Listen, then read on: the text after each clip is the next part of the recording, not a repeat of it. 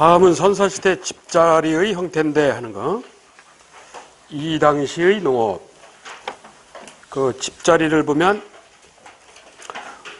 움집 중앙에 있던 화덕이 불 때는 자리가 한쪽 벽면으로 옮겨지고 저장 구덩이가 이랬어. 어느 시대의 집자리야? 청동기 이렇죠. 신석 시대는 화덕이 중앙에 있다. 그리고 생긴 형태가 원형이나 방형이다. 즉 동그란 형태나 정사각형 형태다 이거지.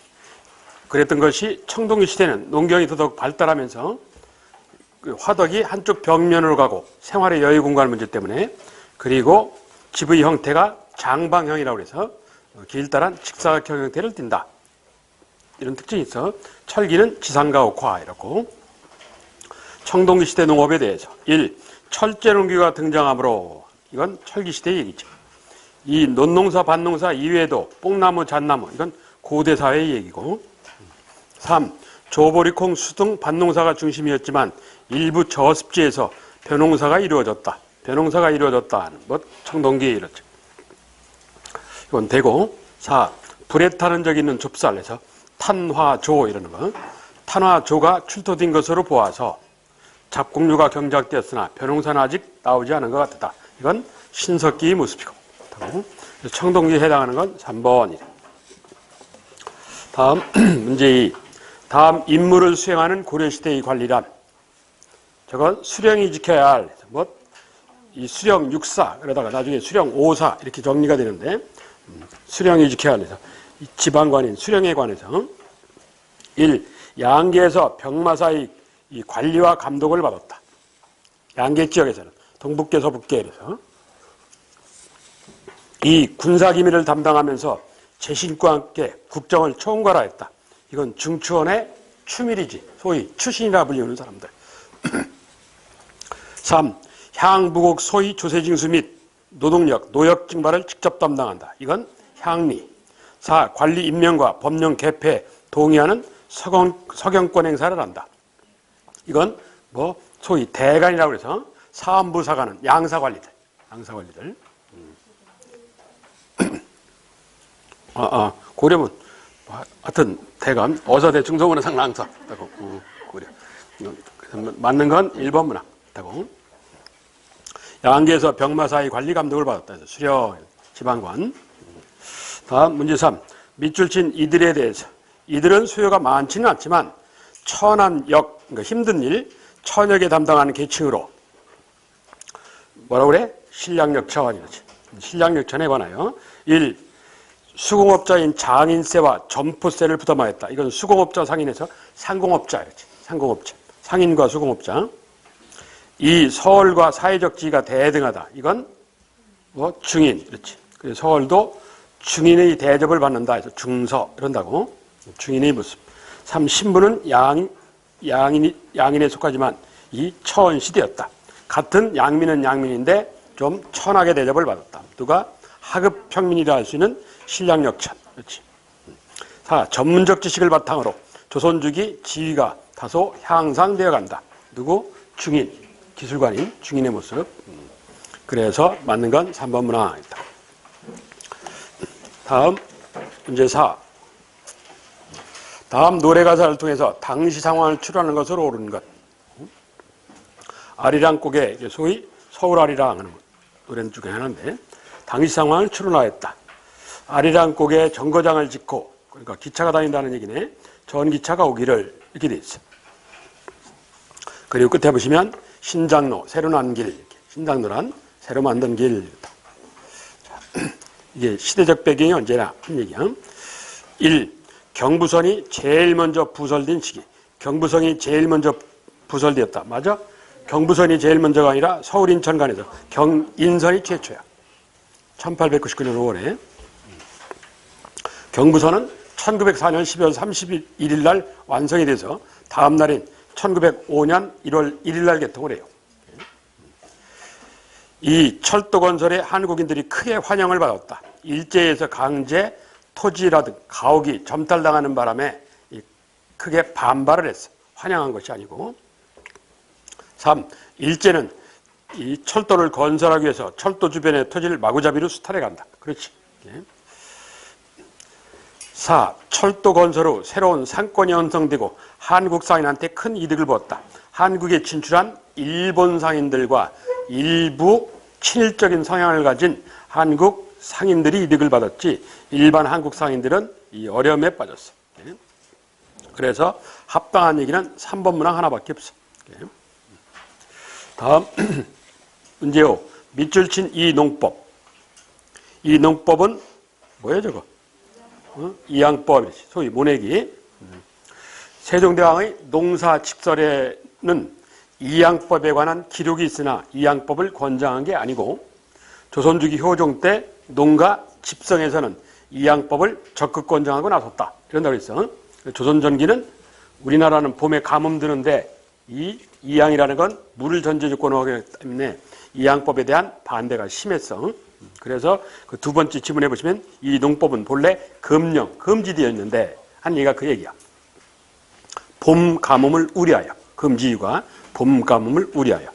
그래 조선 정부가 권장하는 농사법은 땅을 밟아갖고 땅에 있는 흙에 있는 물을 공급해줘라 해서 누를 찐 밟을 앞에서 진압 농법이라는 걸 권장을 했어. 조선 전기에. 그런데 외란호란 양난으로 백성이 논밭 옆에다가 무릉덩이를 파기 시작하면서 소위 뭐라고 그래? 무릉덩이를 파기 시작하면서 효종 임금 이래로 정부가 본격적으로 이양법 권장에 나서기 시작한다. 그런 사연을 갖고 있는 게 이양법이야. 등장한 고려 말에 했고 1. 정부의 보급 노력으로 확산되게 된다. 그렇진 않지. 정부는 금령 반대한다고 그랬어. 이 땅이 많은 지주들로부터 배척받았다. 지주는 보다 많은 이익을 갖다 주기 때문에 쌍수를 들어서 환영을 했어요. 3. 지주 전후제가 쇠퇴하는 원인이 된다. 지주 전후제가 넓이 일반화되는 원인이 돼. 확산되는 원인이 돼. 4. 수리시설의 보급과 확충으로 널리 퍼지게 된다. 그렇지. 해당하는 거 4번. 즉 이양, 즉 논농사인 수전농업과 관련된 물을 전제조건으로 하는 해당하는 건 4번이래. 다음 문제 6. 다음 지도에 해당하는 시기. 삼국시대는 한강이 누구 손에 있는만 보면 된다. 이랬어. 3세기 이래로 4세기를 지나서 5세기 후반경까지는 한강이 백제 손에 있어. 그리고 5세기 후반 이래로는 고구려, 6세기 중반 이래로는 신라. 이렇다고 한강을 갖고 구분을 하는 거야. 요소유동 산동 이런 거 보면 4세기 상황인 것 같으네. 거리가 먼 것. 1. 고구려와 백제의 5, 56국 혼란을 틈타서 56국이란 몇 세기란 얘기야? 4, 5, 6이니까 4세기 이렇지. 이 백제 근초광이 고구려를 침략, 고국 원왕을 전사케 하였다. 371년 평양선 전투에 371년 4세기. 3.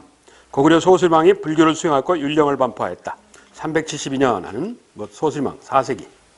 4. 신라는 국호와 왕호를 중국식으로 변경하게 된다. 이건 6세기 초반의 지증왕 때의 얘기야. 중국화 정책, 소위 한화 정책이라고 그래서.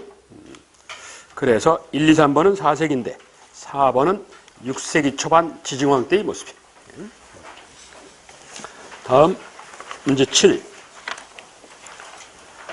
가나와 관련된 모든 전지는 8결마다 한 명의 노동력을 추력한다. 부지합이 붙자 한 명의 남성 추력한다. 이게 어느 때야?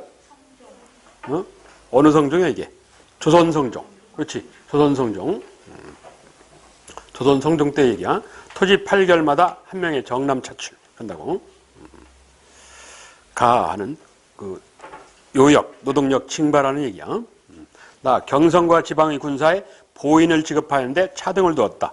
장정 2명의 일보라 하고 갑사, 소위 직업군인, 갑옷 입은 선비, 갑사에 대해서는 2보를, 정병 수군에 대해서는 1보를 이런다고. 이게 뭐야? 세조 때의 현역군인을 보호하는 법에서 뭐 보법 이런다고. 보법. 자, 그에 대한 합당한 설명하는 얘기야. 1. 국역, 즉 요역징발에 관해서 임진왜란 이후 제도로 확립되었다. 아니지. 조선 15세기 성종 때의 얘기야. 이 상인 수공업자에게도 이 부과되었었다. 상인 수공업자에게도 부과되었다. 상인 수공업자에도 국역은 부과됐어. 그런데 저렇게 몸으로 떼어라는 아니야. 그렇지? 관수품 조달, 물품 조달하는 거지. 저렇게 몸으로 노동력을 떼어오는 건 아니고. 상인은 주로 판매하는 물품, 수공업자는 원료를 지급하고 와서 제품을 만들어 납품하는 거. 이걸 합쳐서 관습품 조달 의무라고 그래. 국역의 하나로. 3. 나, 즉 보법과 관련해서 정병은 서울에, 보이는 지방에 복무한다. 그럴듯하잖아. 아니지. 정병은 현역 복무하고 보이는 후방에서 생계 책임을 지고. 3. 나, 군역이 요역화되면서 어느 때? 성종임금 때. 성종 말년에. 그래서 대신 군사 복무한다는 대립과 아예 복무에서 빠진다는 불법적인 현상인 방군수포 현상이 나타난다. 15세기 말 16세기. 되죠? 이건. 그래서 군포 징수제라는 게 등장하게 돼. 해당하는 건 4번 문항. 다음 문제 8. 신라 하대에 살았던 어떤 사람의 위인전, 전기다. 정치, 경제적 행정과 관련해서, 움직임과 관련해서 다른 걸 찾아라.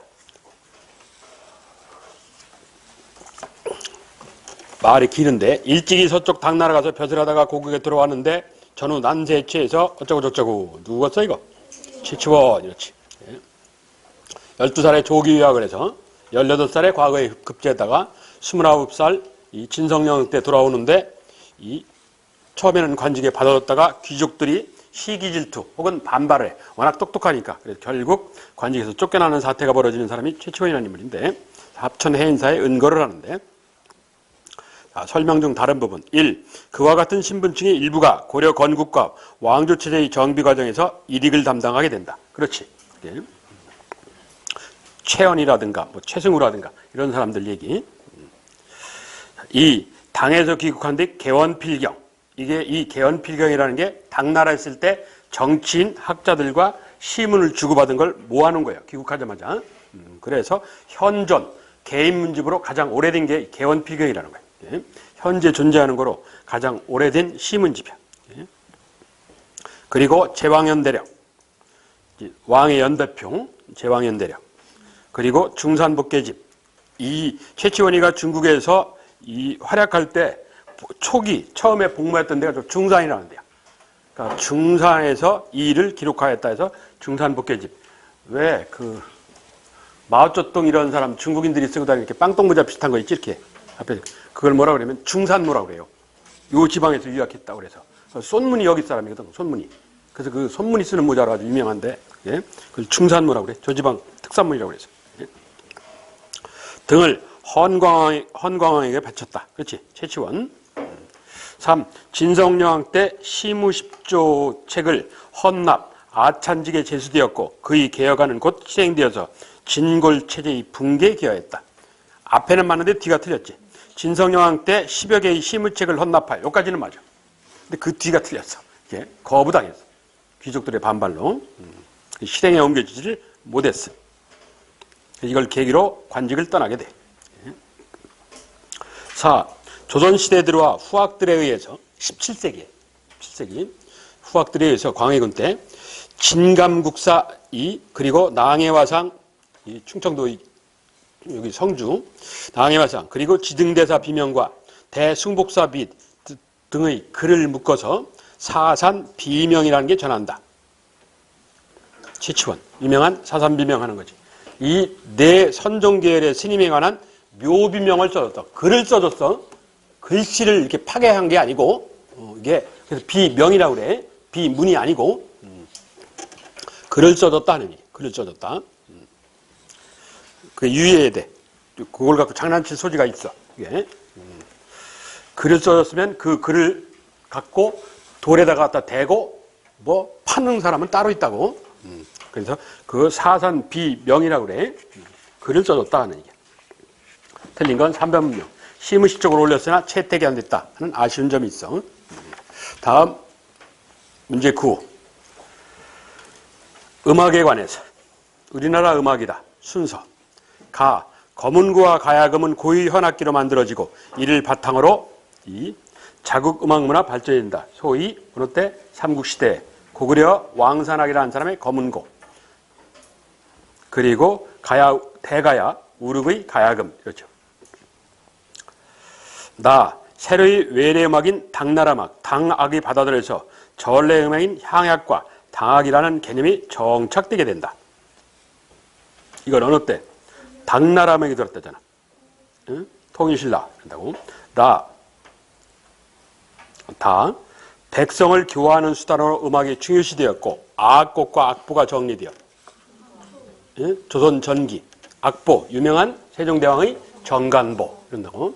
성종 때 뭐 합잡을 하는 것도 있는데 정간보.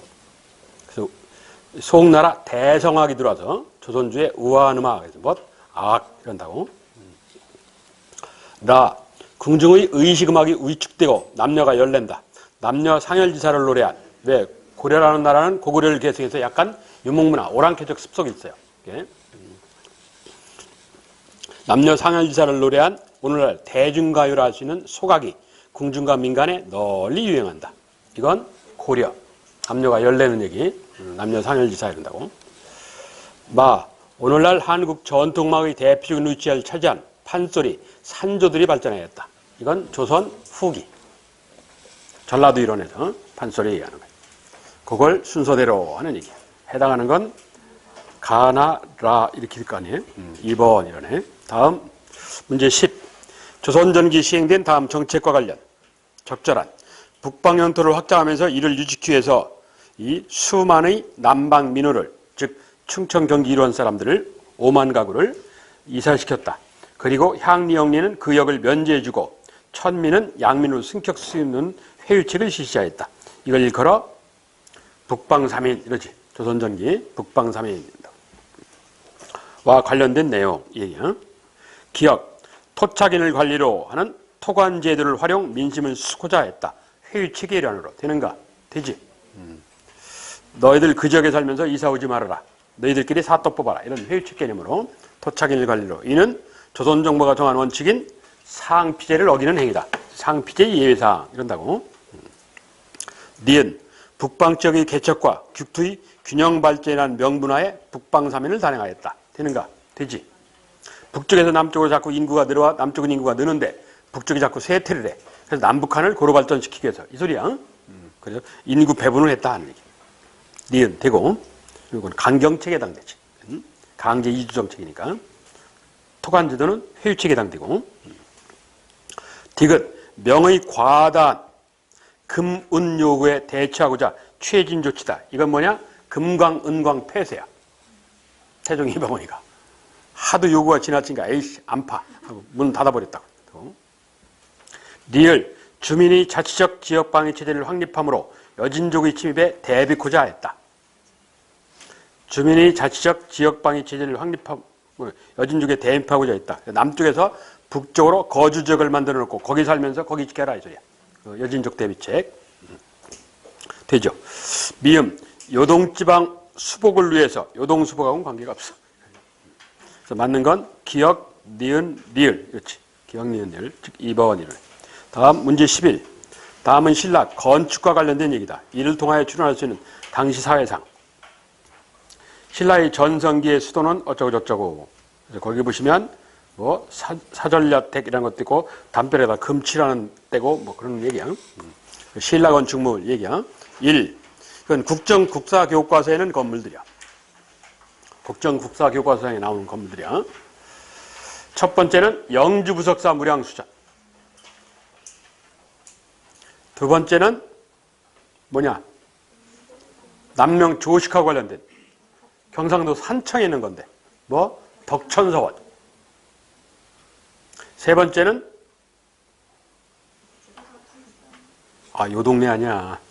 뭐요? 속리산 법주사의 17세기 건축물 팔상전. 네 번째는 신라 안압지. 원래 이름이 이게 동궁이야, 동궁전이야 원래. 동궁이 머물던 곳인데 이게 그래서 원래 월지라고 부르던 건데 조선 쪽 문학가들이 가니까 망한왕조의 자리 아니야. 그러니까 잡초가 무성하고 기력이 오리 논이고 그래서 안압 이런 명칭을 조선 초기에 붙였다고. 원래 이름이 월지야.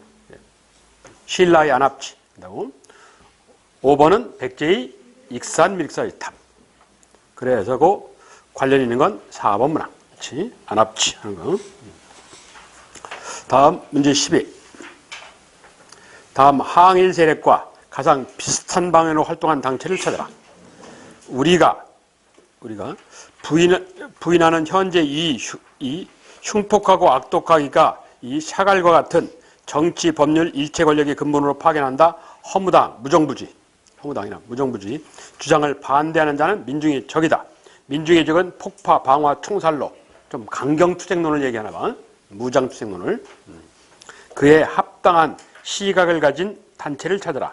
독립의군부, 대한광복회, 의열단, 한인애국단. 몇 번 읽었냐? 다 무장투쟁과 유사한 단체인데 몇 번? 3번. 사회주의적 시각을 갖고 있는 의열단 하는 거예요.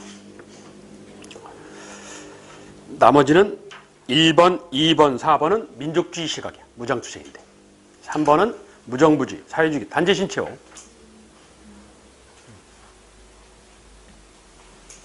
해당하는 것 3번. 그래서 비슷한 방향 이런 표현을 쓰는 거예요. 그래서 다음 문제 13. 다음 자료는 어느 시기 농업 발달의 얘기다. 빈칸에 들어갈. 강화도 그리고 김제벽걸제 밀양수선제를 개축 손을 좀 봤다. 한다고. 그때 보시면 이함이 중국 농사인 농상집유를 소개한다. 어느 때? 고려 이러네. 1. 목화 재배지역이 전국적 확산 이랬으니까 조선. 벼, 보리, 이모작 확대 조선. 그렇지. 3. 12법 발달로 휴경지가 소멸하였다. 조선. 4. 남부 일부 지방에서 경상도 일원에서 모내기가 등장하였다. 이게 고려 말. 공민왕 때쯤으로 추정을 해. 네. 해당하는 건 4번 이렇다고. 다음 14번. 무신정변 이후에 고려 후기 한문학을 설명하는 내용 중 틀린 것. 고려 전기보다 한층 세련되어진다. 이 사물을 의노한 설화문학이 발달한다. 3. 당나라, 송나라 한문학을 숭상하는 경향이 강화된다.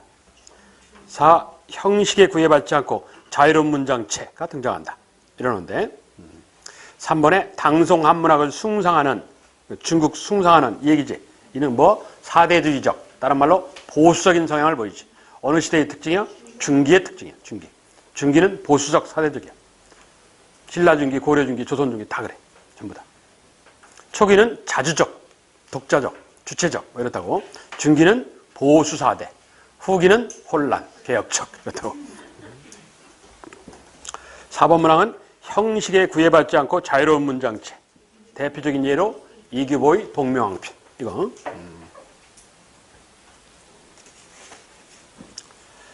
그래서 틀린 건 3번 문항. 나머지는 후기인데 3번 문항만 중기야. 자, 다음 문제 15. 서울 진공작전에 관한 얘기다. 서울 진공작전이란 정밀병이죠. 1908년 1월에 서울 진공작전 하는 거야. 이인영을 총대장으로, 허인을 군사, 즉 간사장으로 이러는데. 자, 1. 신돌석, 홍범도, 김수민 같은 평민의병장을 중심으로 진행하였다. 이 신돌석, 홍범도, 김수민 같은 평민 출신의 의병장을 중심으로 이 정묘의병이 진행되었다. 되는가? 안 되지. 이 신돌석이라는 사람은 뭐 을사의병장이야. 을사의병장. 아, 뒤에 두 분은 정밀병 때 나오는 분이야. 정밀병 시기에 나오는 분인데 저 홍범도라는 사람은 정밀병하고 관계가 없어요. 시기만 정밀병 시기인데 이 사람은 이 개마고원지대와 활약하는 포수야. 그런데 총포단속법이라는 걸 1908년에 일제가 발표해. 왜? 일본놈한테 총 쏘면 안 되니까 그걸 뺏었다고. 그러니까 생계수단이 위협이 받잖아. 총 뺏으면 총 갖고 총 쏘고 다니는 사람인데 그래서 포수들 모아가지고 일본 정부에 대항한 거야. 그게 홍범도야. 1908년에. 시기는 정밀병 시기인데 직접 정밀병하고 연계는 없어요. 홍범도라는 사람은. 김수민이는 정밀병이고 신돌석이는 을사의병이고. 그래서 합당치를 못해. 이 서울 진공작전 이후에 시위대 일대대 일대장 그리고 박승환이라는 사람이 자결을 한다. 박승환은 뭐로 자결해? 군대 해산령으로 자결을 해. 그렇지? 그래서 이게 촉발, 정밀병 촉발의 계기가 된다고. 서울 진공작전 이후가 아니라 이전이야.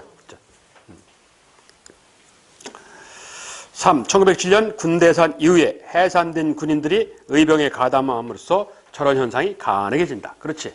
대표적으로 뭐 시위대, 그리고 지방군 중에서 원주 진위대, 강원도 원주 진위대, 지방군을 진위대라고 하잖아. 그리고 수원 진위대 소속의 강화 분견대, 강화 파견부대, 강화 분견대. 요 세 부대가 가장 대표적으로 의병에 참여한 부대. 자, 경기도 양주에 집결한 의병은 서울로 진격, 서울 탈환에 성공 못했어. 집에 가고 뭐 이런다고. 그래서 3번 문항은 틀렸어. 총대장 이인영, 유명한 성리학자인데 성리학이 좀 지나쳐, 이 사람이 보면. 허인은 좀 머리가 성리학자 치고는 계량이 된 사람이고 양명학에 좀 가까운 사람이고, 이 이인영은 워낙 유명한 성리학자인데 이게 너무 좀 성리학에 좀 몰입되어 있는 사람이고, 그런 현상을 보여. 해당하는 건 3번. 저 의병이라면 정미의병이야. 경기도 양주에서 13도 창의군 결성. 그렇지. 그리고 서울 시내에 있는 각국 공사원의 합법적 군사단체, 교전단체로 인정 요구. 근데 이게 반응이 없으니까 서울 진공작전. 그리고 1909년 남한 대토벌로 만주연해주로 떠났다. 이게 정미의병의 모습이야. 해당하는 3번. 다음 문제 16. 개항 이후에 토착상인들에 관한 설명인데 틀린 것. 1. 관상인, 시선상인, 근대적 생산공장의 경영에 투자하기도 하였다. 종로 직조사 뭐 이러면서. 2. 경강상인, 증기선을 구입해서 일본 상인에 대항고자 하였다. 그렇지.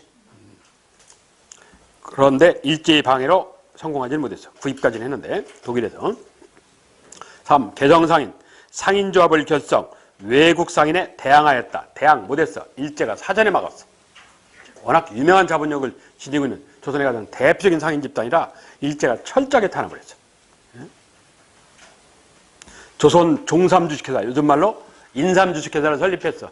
상인연합을 하지는 못했고 조합까지는 못 갔고, 그래 일제가 방해해서 결국은 종삼주식회사까지 문을 닫았어. 그러니까 큰 활약을 못했어. 4. 보부상, 개항초, 개항장과 내륙지방을 연결하면서 이득을 취하기도 하였었다. 거리지 무역을 할 때. 그렇죠. 틀린 건 3번 문화 한다고. 다음 문제 17. 드라마에 구현될 주인공의 모습인데 틀린 것. 대한제국에서 통감부 설치 이랬어. 대한제국이란 1897년 10월이지. 그리고 통감부는 1906년 1월 1일 날 2월에 출발해. 2월 1일 날. 1906년에. 그러니까 1905년에도 상관은 없어. 자, 그 시기에 관해서. 틀린 거. 1. 만민공동의 러시아의 침략을 비탄한다. 가능한가? 만민공동의 러시아의 침략을 비탄한다. 1898년에 등장한 게 만민공동이에요. 그중 1898년 10월에 관리층까지 참여하는 관민공동회가 열리기도 하였고. 그렇지. 그래도 돼. 시기가. 하여튼 1897년에서 1905년 사이 나오면 되니까. 2. 명동성당 앞에 친구와 명동성당의 고틱. 원래 고틱이라는 건데 일본 놈들이 발음하기 힘드니까 고딕 이라는 거예요. 원래 고틱이라는 거예요. 고딕 양식에 대해서 논의하였다. 되지? 1898년에 완공을 하니까 돼요. 3. 대성학교. 누구? 안창호의 대성학교. 평양에 사립학교령 반대 집회. 사립학교령이란 1908년이야. 대성학교도 1908년이고. 그래서 저 시기를 벗어나요. 4. 전차. 이건 999라고 했지. 1899년 9월이야. 경인선. 1899년 9월. 돼요. 안 되는 건 3번 문항이야. 1908년.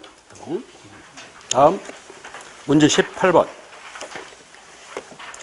조선왕조 실록인데 틀린. 1. 실록이란 역대 제왕의 사적을 편년체 방식으로 엮은 글이다. 가능한가? 되죠. 2. 현재 조선왕조 실록은 태주에서 고종실록까지 남아있다. 아니고 철종실록까지. 있기는 고종실록, 순종실록이 다 있으나 고종실록, 순종실록은 조선 총독부가 만든 거기 때문에 조선왕조 실록에 안 들어가. 3. 조선 중기 이후 정쟁에 관계된 부분이 수정, 그러니까 약간 뜯어고친, 개수, 좀 많이 고친, 한다고. 수정, 개수되어서 수정실록, 개수실록을 만드는 경우도 존재한다. 그렇지? 집권당파의 상황에 따라서. 그게 정쟁에 관계된 이런 표현이야. 자, 조선왕조실록은 선왕 및 신하들의 행적과 정책의 득실을 기록하는 것이므로 국가의 제례, 사신 접대, 주요 행사가 있을 때 전례, 앞에 쓰던 예의를 참고하기 위하여 사관이 내용의 일부를 확인하는 경우를 제외하고는 그 누구도 열람이 불가능하게 되어 있다. 그래요. 왕도 못 보게 돼 있어. 이걸 보려면 사관도 보려면 절차가 상당히 까다로워요. 그래서 세계문화유산으로 지정이 되는 거예요. 통치권자의 영향력을 안 받았다. 그리고 역사학자의 평가, 사론이라고 해서 평가가 실려있다. 이런 점이 있어. 틀린 건 2번 문화. 자, 다음 문제 19. 다음과 같은 지방군의 방어체제. 진관체제 15세기 세조 때. 그랬다가 가란 재승방약체제. 내가 화살표를 잘못해. 진관체제 재승방약 사이에 뭐가 있는 것처럼 돼 있는데 그게 아니고 가는 재승방약 16세기 중반에. 나는 임난 도중에 소고군 체제 이런 거야. 가는 재상방약 그리고 나는 소고군 이게야. 합당한 기억 가의 변화로 진관에서 재승방약 임진왜란 때 큰 효과를 거뒀다. 임진왜란 때 큰 낭패를 봤어. 큰 효과가 아니라 큰 낭패를 봤어. 중앙에서 사람 올 때까지 기다리다가 애들 도망가고 그랬다고. 그래서 큰 낭패를 봤어. 뜯어고치는 사태가 벌어져. 니은 가 스시마 토보를 택도 없는 소리야. 진관체제는 세조 때 나와. 스시마 토보 때가 아니고 전혀 관계없어. 디귿 나의 변화로 재정방역에서 소군 임난 중에 발생한다. 그렇죠. 임난 도중에. 리을 나의 변화로 군대를 양반에서부터 노비까지 편성할 수 있다. 그래서 소고군은 양반에서부터 노비까지가 편성 대상이다. 이랬어요. 그래서 합당한 건 디귿과 리을, 즉 4번. 디귿과 리을 4번. 이 진관체제는 소규모 공격 시 효과가 있어. 그렇게 낼 수 있어. 재승방약체제는 뭐요? 대규모 공격 시 효과가 있어. 그런데 임진왜란이란 전면전이 벌어져. 이건 대규모가 아니라 전국이 전쟁터가 돼버린 거예요. 대규모가 효과가 없지. 이렇게 되면. 예. 그래서 임난 발발 당시의 방위체제는 뭐라고? 재승방약이야. 심각한 문제를 나눠. 그래서 시간이 없으니까 진관체제를 더 줄이는 거지. 소고물을 극세사로 만드는 거예요. 그게 소고군 체제. 5명 단위로. 임시전략, 임시전략. 그랬다가 임난이 끝나고 난 인조 때 재승방약 시스템을 갖다가 뭐로 만든다고? 영장체제. 이렇게 한다고. 조선 후기까지. 이게 조선조를 지키는 방법론이야. 주로 시험을 내면 재승방약이야. 해당하는 거 4번이에요. 다음 20번. 농지개혁법과 관련된. 가 미군정치하의 실시. 한국 자본주의 발전을 촉진시킨다. 농지개혁법은 어느 때 한다고? 10때야. 1950년 3월. 6.25 3달 전에. 공식적으로는 50년 3월에 하는데 실질적으로는 49년 6월부터 해요. 조금씩. 정부 정책이라는 건 발표하고 1년 뒤에 실시하거든. 그러니까 조금씩 시도를 했어. 자, 이 법의 기본 정신과 유사한 제도의 개혁을 일부 실학 사상가들이 제기하기도 하였었다. 누구 얘기하는 것 같아? 박지원의 한전론. 왜? 상한론, 상한제.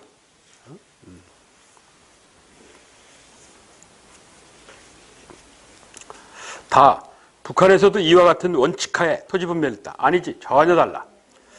왜? 남한은 자본주의 체제라 유상매입, 유상분배의 방법인데 북한은 무상분수, 무상분배야. 방법론에 차이가 있어. 단 토지 소유 상한제라는 것만 공통점이 있어. 북한은 5정보, 남한은 3정보, 미 군정치하는 2정보. 이렇다고.